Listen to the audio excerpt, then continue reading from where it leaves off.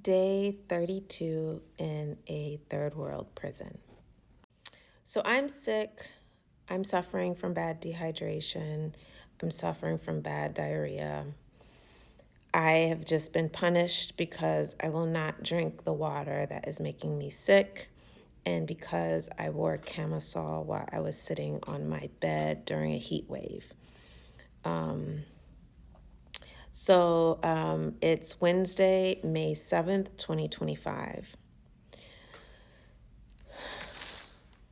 It's 6 a.m., and one of the prison officers comes to our cell to let us out for our morning shower.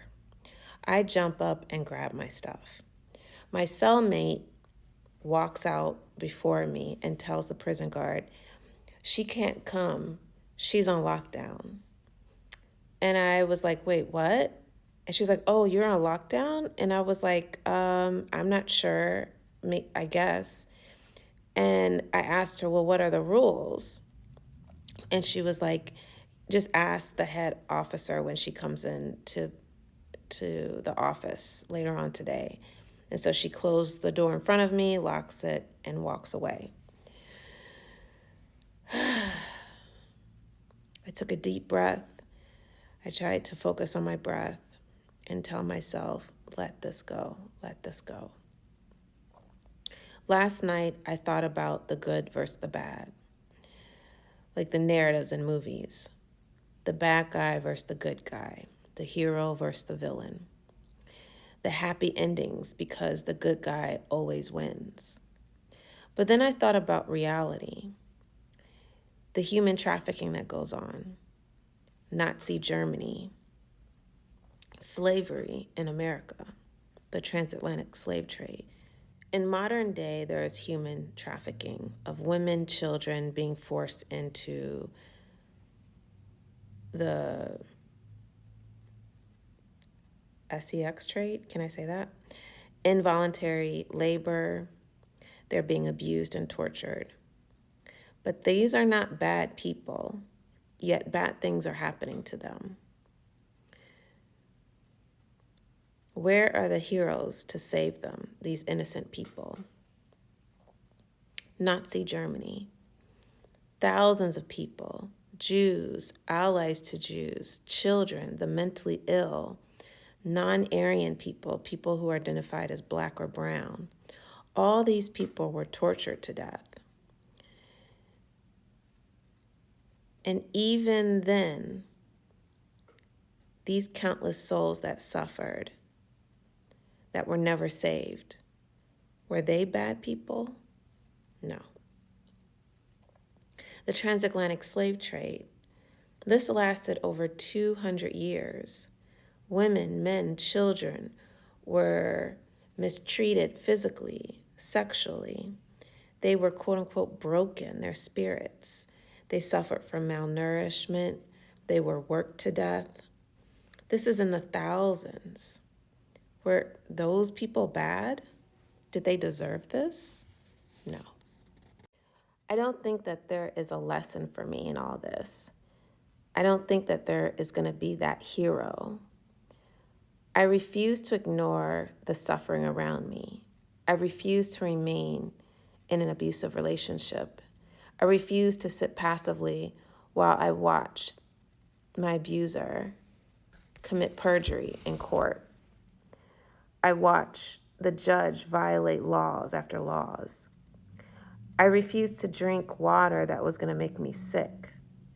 I tried to convince the head officer to allow me to wear my tank top in my cell because of the heat and the dehydration, and because I'd had 7 days of dehydration.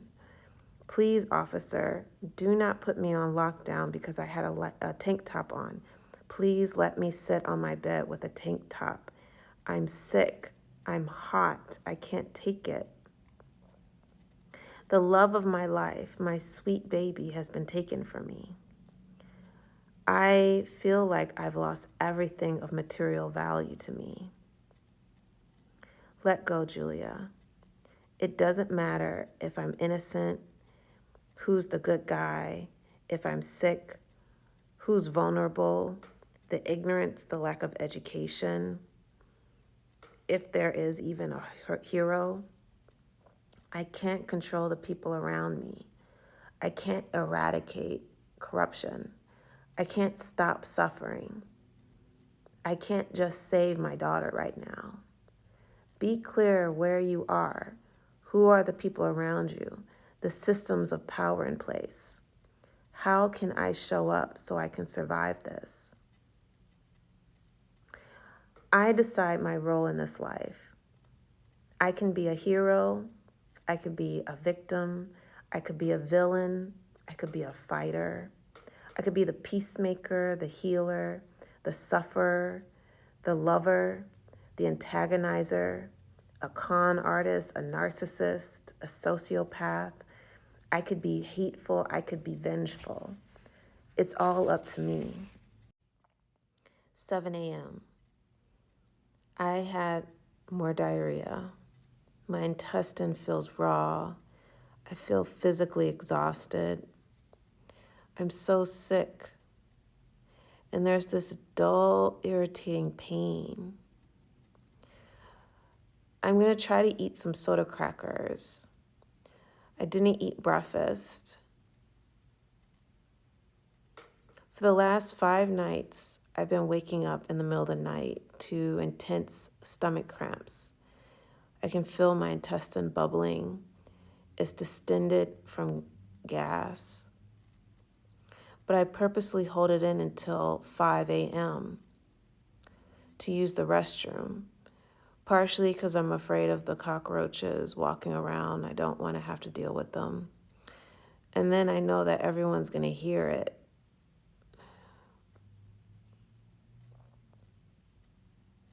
While I'm laying in bed, the head officer walks by, stopped to talk to a few prisoners, but completely ignores me and doesn't say anything to me. I don't know what I've been charged with specifically, and I don't know the rules of lockdown.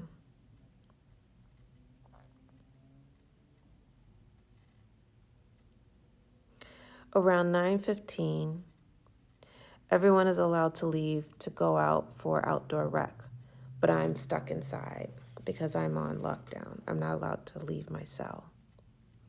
The head officer comes to my cell with 2 people that are dressed in professional clothing and 2 additional people wearing prison officer uniforms.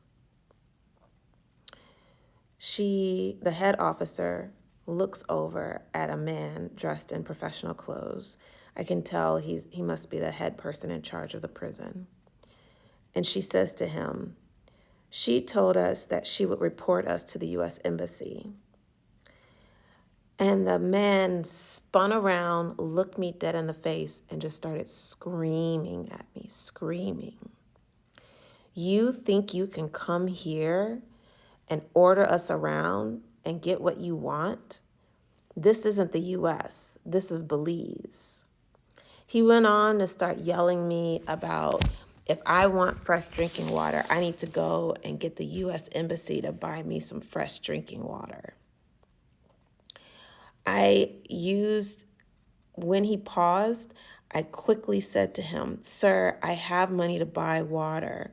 I have $260 credit. I've talked to the officers all day about letting me buy some water from the shop, and no one will let me buy fresh water from the shop." He cut me off and just started cursing me out, threatening me that he would throw me in the hole if I kept trying to talk and explain myself. He just kept screaming, "You can't come to this country ordering people around."